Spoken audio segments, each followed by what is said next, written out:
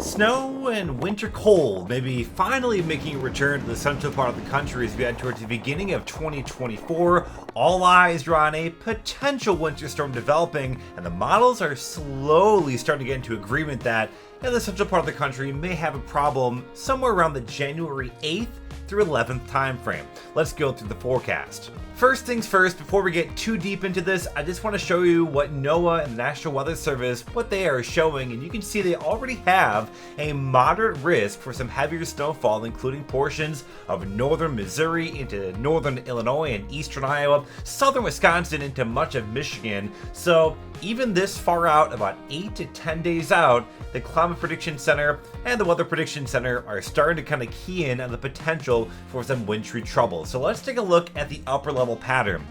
As we go through this forecast, I also want to just kind of let you know that this is how I actually forecast. This is kind of a step-by-step of what I look through and how I forecast a potential winter storm. So here we are. This is the European ensemble forecast. We're dealing with kind of above normal temperatures for much of the country. Still a big ridge. It's been a very quiet weather pattern to begin 2024. We step forward here as we head towards this upcoming weekend. You can see there's a big trough here in the jet stream that pulls in some colder air. That is important because that will set the stage for our next, likely a much stronger dip in the jet stream as we head towards early next week. You can see out here, we are about 186 hours out, so this is around late Monday to Tuesday of next week, and you can see pretty good confidence of a big anomaly there in the 500 millibar pattern that indicates a pretty strong trough. And the thing to kind of take away here is that the American ensemble, the GEFS, is also indicating that storm threat in the central part of the country. When you compare our 186, that's 12Z the 9th, and look at the similar situation, our 168, it's 12Z versus 18Z, notice they are in pretty good alignment to some degree in terms of the strength of the trough. There's just some slight timing differences. We will work those out in the days ahead. While there is somewhat higher confidence in the upper level pattern, the surface pattern is still a bit touch and go. So here again is looking at the European ensemble. This is looking at every single member and where the area of low pressure is centered. The takeaway is that confidence in an area of low pressure is pretty high. Therefore, the confidence in a storm system is rather high.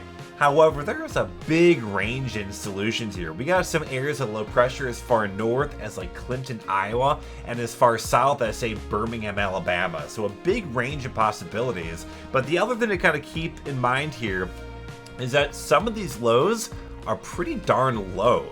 We got 989, 991, 985, 986, and of course, it's not surprising that the stronger lows are farther north because that's kind of how it goes. When you get a stronger low, it can wrap up tighter and it can kind of jet further north. And you got some weaker lows down here, 104, or 1004, 1001, 984. There are definitely some stronger lows embedded in here. So the stronger the low, the higher potential for some much higher snowfall.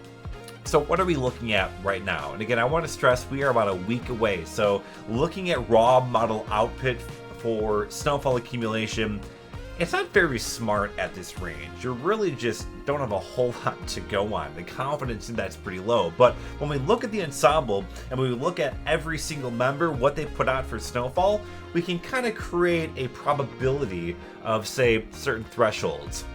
So when we look at the probability of at least 3 inches of snow, we're really kind of keying in on this area here from say Garden City, Kansas through much of Iowa and through the Great Lakes. So this is your range of potential impacts in the central part of the country. There is some pretty high confidence in that in 3 inches.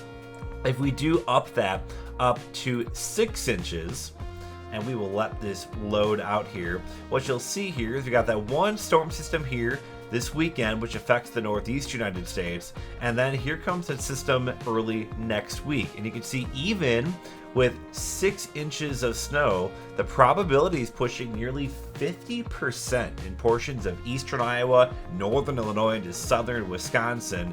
And that kind of indicates why the Climate Prediction Center did have that moderate risk for heavier snowfall, because at this range, that is pretty good confidence in some heavier snowfall threat. So we are watching that threat for snow as we head towards the early part of next week. And the other thing is, what comes behind it? So now we're looking at some analogs here, and what you can look at right here is that after that storm system passes on through, this is your temperature anomalies. Again, this is looking at analogs, and we're centered here January 12th through the 15th, and you can see there's a good shot of cold air across much of the US, really the entire United States, especially though the Central Plains and Midwest. We're talking about temperature anomalies of 5 to 10 degrees, and that's a pretty far range out for this to be indicating that high of a number.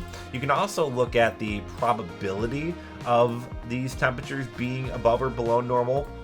We'll open this in another tab again, and you can kind of see that the probability across much of the front range of the Rockies, you can see we're talking 80 to 90% there, and even across much of the central part of the country, 50 to 60%. So there's a pretty good chance that after that storm system passes on through, a pretty good shot of cold air will come. How long does that stick around?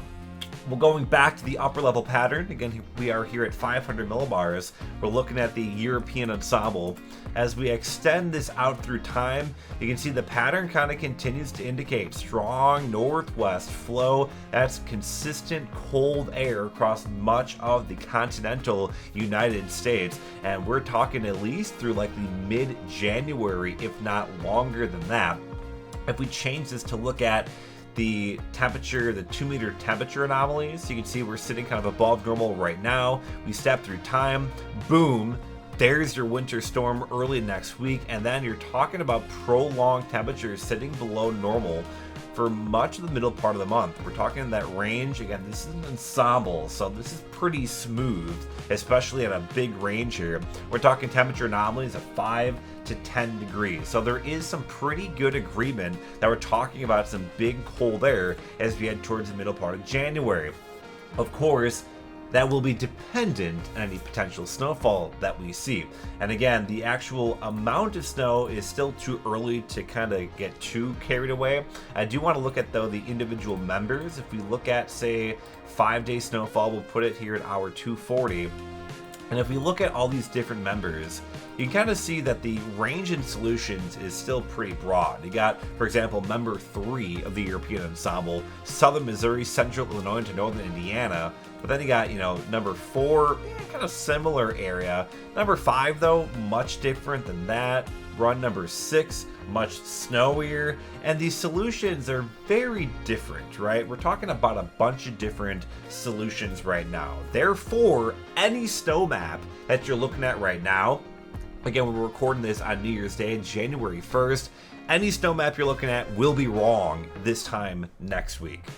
So just keep that in mind. A lot of hype will be going on around the storm system, in part due to the fact that this is really the first winter storm for much of the central US. So we will keep a very close eye on the forecast. If you're interested in more talks and discussions by me, I do have a blog over at MidwestWeatherCenter.com. Everything I kind of talked about is in text and picture format over there right now. And of course, we will keep you updated right here over on my YouTube channel as well. One thing I want to start doing more of in 2024 are more of these forecast discussions, not only talking about the weather forecast, but what I look at and how I weather forecast. Thanks for watching, everybody. If you like this video, please give it a like. I really do appreciate it. Subscribe for more information. We have more storm chasing and more Starlink content coming in the days, weeks, and months ahead. But for now, thanks for watching, and we will see you again in the next video.